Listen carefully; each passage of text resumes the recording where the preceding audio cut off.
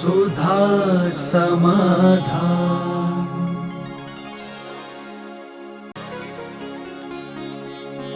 नमोस्तु गुरुदेव। एक से अधिक भगवान का अभिषेक करने पर अलग अलग अर्घ्य बोलना चाहिए या सामूहिक अर्घ्य बोलकर अभिषेक करना चाहिए? सामूहिक अर्घ्य चढ़ सकता है, कोई बात नहीं। बहुत सारे भगवान हैं तो 24 भगवान का चढ़ा दीजिए, और नहीं 24 के मूल नायक का चढ़ा देने पर सबका अर्घ हो जाता है। जो आपके मूल नायक हैं उनका अर्घ चढ़ा दीजिए, सबका अर्घ हो जाता है। तो मूल नायक बनाई इसलिए जाती है क्योंकि सबकी अलग अलग पूजन करना, सबको अलग अलग व्यवस्था बनना बहुत कठिन है। सभी पूजनीय हैं लेकिन अर्घ सबको चढ़ाना बहुत कठिन हो जाता है। जैसे हमारे पूज्य आचार्य महाराज का संघ बहुत बड़ा, 50-50 साधु होते हैं, और 50 साधुओं में अब दर्शन सबके करना, सब महाराज हैं कि नहीं? तो सब महाराजों के दर्शन का, महाराज हैं कि नहीं सब? जोर से बोलो ना। तो महाराज के दर्शन करने में श्रीफल चढ़ना चाहिए कि नहीं? चढ़ना चाहिए।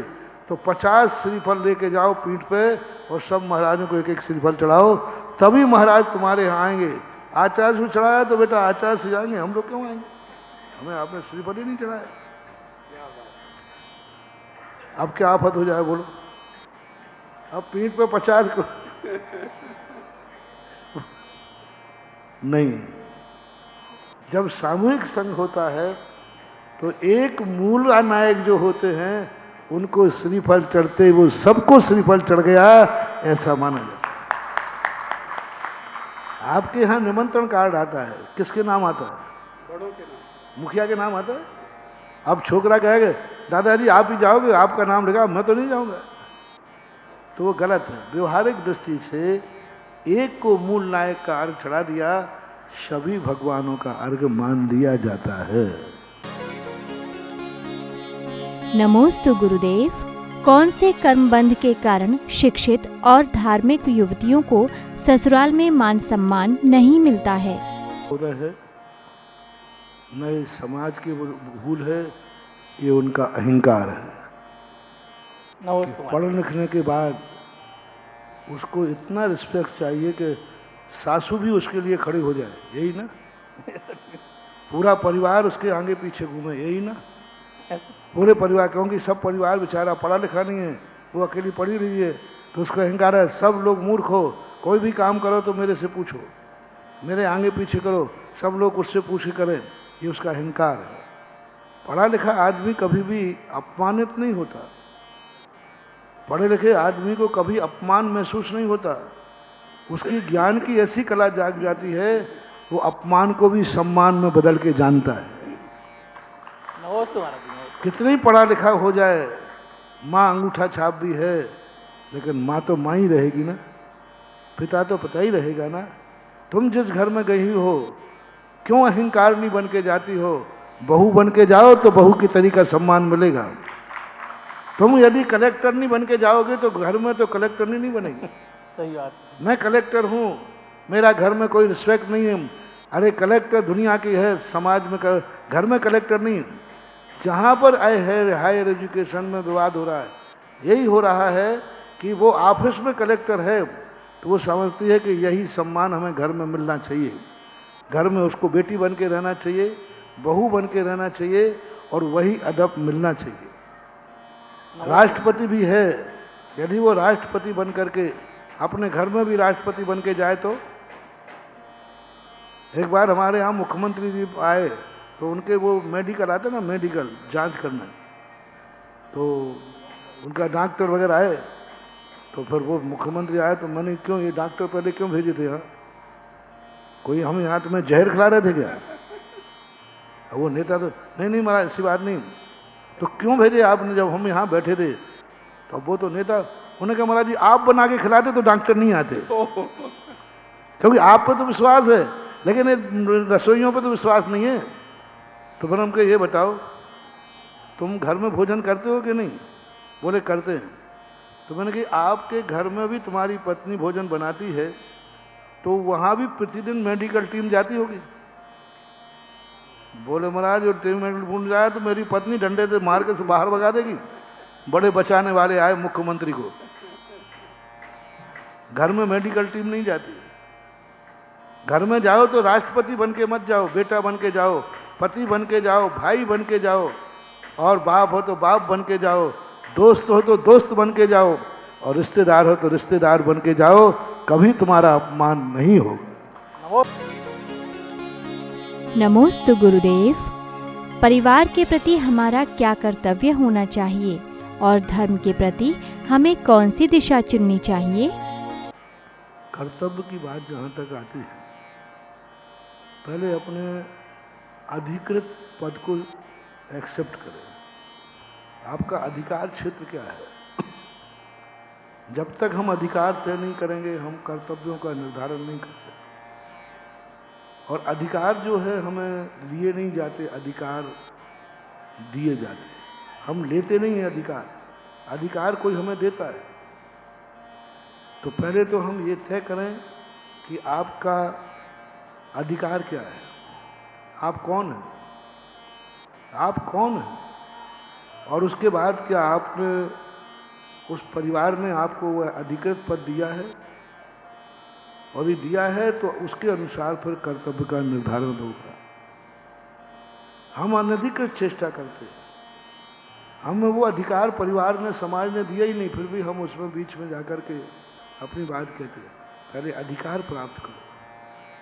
वही मजिस्ट्रेट फांसी देता है तो अपराधी की कोटि में नहीं आता। उसी अपराधी को यदि जनरल व्यक्ति फांसी दे देता है तो वो अपराध की कोटि में आता है, क्योंकि वो अधिकृत है। उसके लिए अधिकृत निंदा, अधिकृत आलोचना, अधिकृत जो अपने कार्य करना, सबसे पहले चीज देखी जाती है। और दूसरी बात, जब हमारी प्रतिकूल बात होती है तो हम या तो उसके अनुसार ढलने का प्रयास करें,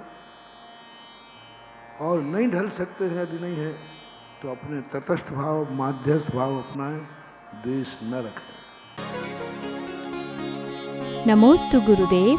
जैन दर्शन में जनेऊ का क्या महत्व है? इसके संबंध में कोई प्रमाणिक कारण नहीं मिल रहा है। मूल आचार्यों ने इसमें कोई चर्चा नहीं की। पूज्य समंत भद्र महाराज ने श्रावकाचार लिखे, कुंद कुंद भगवान ने लिखे, उमा शम, कोई चर्चा नहीं है। 6वीं शताब्दी या 7वीं शताब्दी के बाद इसकी चर्चा होना शुरू हुई, और इसकी चर्चा का कोई मूल सूत्र देखने में नहीं आया, मूल परंपरा देखने में नहीं आई, कोई लॉजिक देखने में नहीं आया। जितने लॉजिक हैं वे सब अतिव्याप्ति और अव्याप्ति दोष से ग्रसित है। महापुराण में जब उठा के देखा कि ये जनेऊ की परंपरा कैसे आई, तो वहाँ पर इतना लिखा है कि कुछ लोग जो अहिंसाणुव्रत लिए थे, उनकी घटना हमने एक दिन बता दी थी विस्तार से। तो उन जीवों के ऊपर न चलने के कारण, हरि के न चलने के कारण से भरत चक्रवर्ती ने उन्हें स्वर्ण सूत्रों से सम्मानित किया था। स्वर्ण सूत्र से सम्मानित किया था। एक दूसरा, यज्ञोपवीत 16 श्रृंगारों में आता है। जो 16 श्रृंगार बताए गए हैं उसमें एक यज्ञोपवीत भी बताया है, जो यहाँ कंधे से डाल करके यहाँ कमर तक लटकता है, वो स्वर्ण सूत्र था, यज्ञोपवीत। तो यज्ञोपवीत में 16 श्रृंगारों में इधर से डालकर नीचे लटकाया जाता था, और स्त्री के उसके स्थान पर करधनी आई थी। स्त्रियां करधनी पहनती थीं, और वो यज्ञोपवीत 16 श्रृंगारों में उसका नाम है। बाद में जाकर के 9वीं 10वीं शताब्दी के अंदर फिर ये जनेऊ का रूप हुआ कि ये वृत्ति का प्रतीक माना जाए। अब व्रतों का प्रतीक यदि मान लिया जाए कि 2 प्रतिमा हो तो 2 ललिका, 3 हो तो 3 ललिका, यदि ये मान लिया जाए तो फिर जाकर के सब 2 प्रतिमाधारी स्त्री भी होती है। फिर स्त्री को क्यों नहीं पहनाया जाए? क्योंकि प्रतिमा का प्रतीक है तो सबके लिए। शास्त्रों में ऐसा तो नहीं कहा स्त्री की प्रतिमा अलग है, पुरुष की अलग है।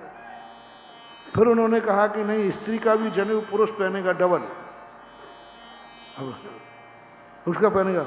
यदि स्त्री पुरुष मर गया तो फिर कौन पहनेगा? दूसरे को पहनाएगा। ये इतने ज्यादा यक्ष प्रश्न हैं जिनके संबंध में, और जनेऊ सामान्य रूप से जो पहन लेते हैं उसकी मर्यादा कहाँ रख पाते? जनेऊ पहनने के अर्थ का अर्थ उसकी मर्यादा हो, वृत्ति हो। होटलों में खा रहा है, बाजार का खा रहा है, बिस्लरी से पानी पी रहा है, पट्टा जनेऊ पहने हुए है। जनेऊ की कहाँ मर्यादा। तीसरा जनेऊ का रूप मिला प्रतिष्ठाओं में। तो प्रतिष्ठाओं में जो जनेऊ मिलता है वो संकल्प सूत्र के रूप में मिलता है कि वह प्रतिष्ठा के समय उनको पहनाया जाता है एक संकल्प के रूप में, और जैसे ही हवन होता है उस जनेऊ को वहीं उतार के रख दिया जाता है। जैन दर्शन में तो ये ऐसे ही लिखा है।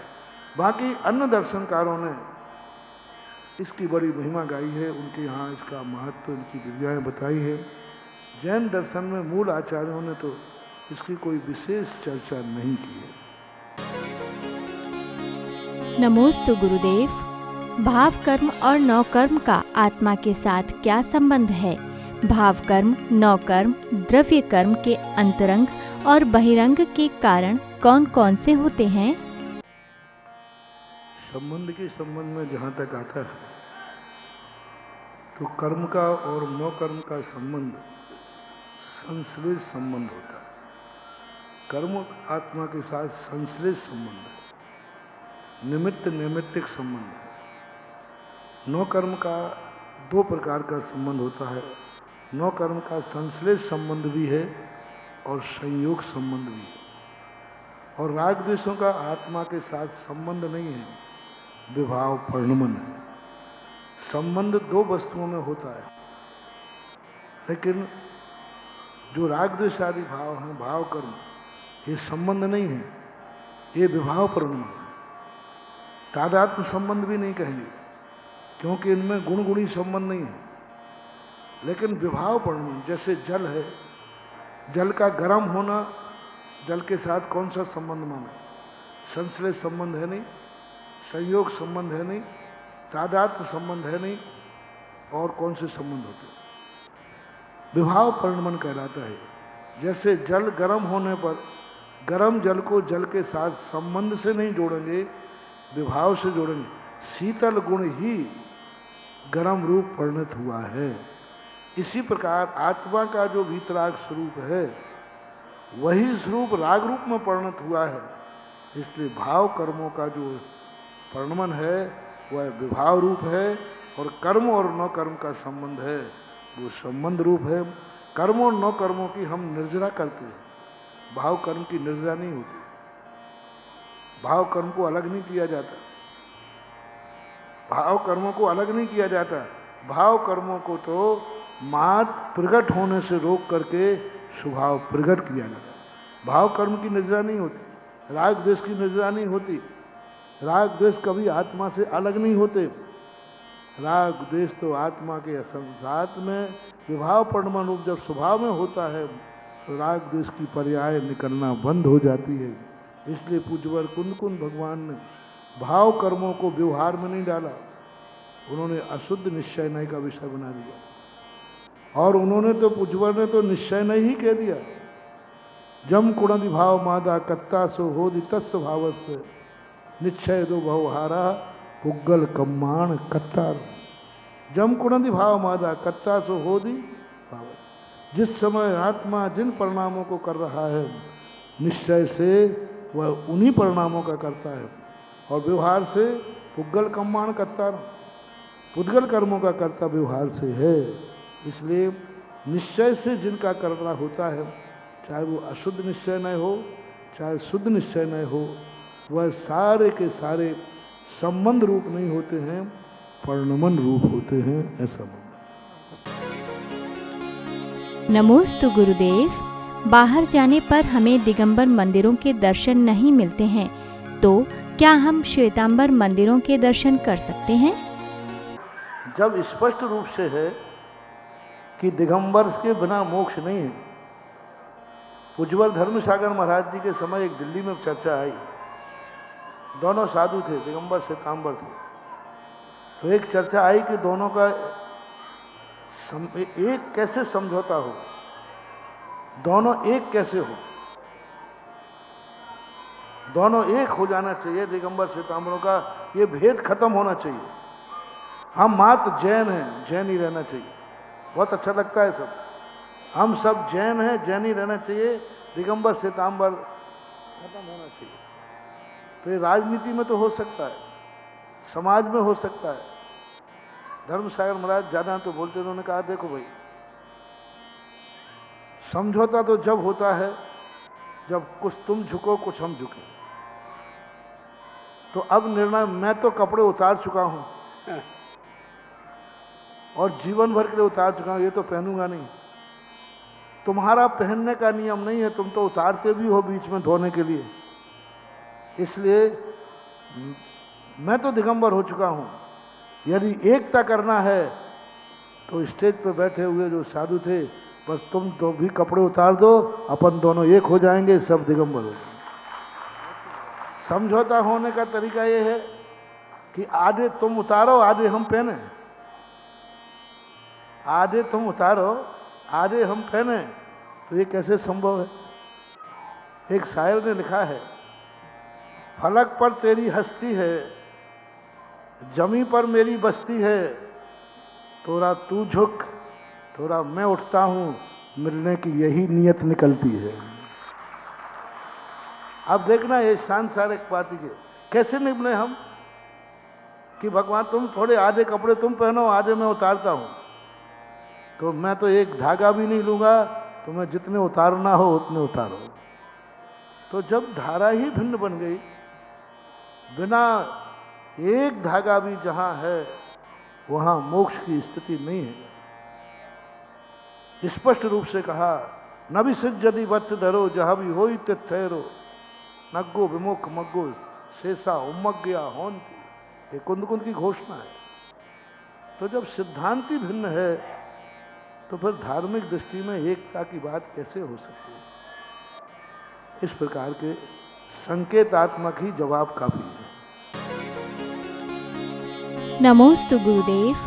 आगम में आचार्यों, मुनियों और आरिकाओं के लिए कौन सा जाप होता है? हमने शास्त्रों में कहीं किसी व्यक्तिगत नाम से कोई जाप नहीं पढ़ा। अभी तक इतने शास्त्र लिखे गए राजा महाराज, किसी साधु आचार्य उपाध्याय के नाम से कोई जाप या मंत्र हमें शास्त्रों में कहीं भी देखने में नहीं आया। आराध्य के रूप में हमें देखने में आया पंच परमेष्ठी, आचार्य परमेष्ठी, उपाध्याय परमेष्ठी, साधु परमेष्ठी, लेकिन नाम से कोई जाप बना हो आगम में तो देखने में मुझे नहीं आया, शास्त्रों में देखने में नहीं आया। अब कोई फेरता है तो मिथ्यात्व भी नहीं, दोष भी नहीं, दोष भी नहीं, क्योंकि पंच परमेष्ठी में आते हैं। इसलिए यदि श्रद्धा विशेष की, श्रद्धा के अतिरेक में आकर के कोई अपने उपकारी को जाप का रूप देता है तो इसमें मिथ्यात्व का या कोई आगम विरुद्ध बात नहीं आएगी। लेकिन आगम में ये बात देखने में नहीं मिली, ये बात जरूर है। सुधा समाधान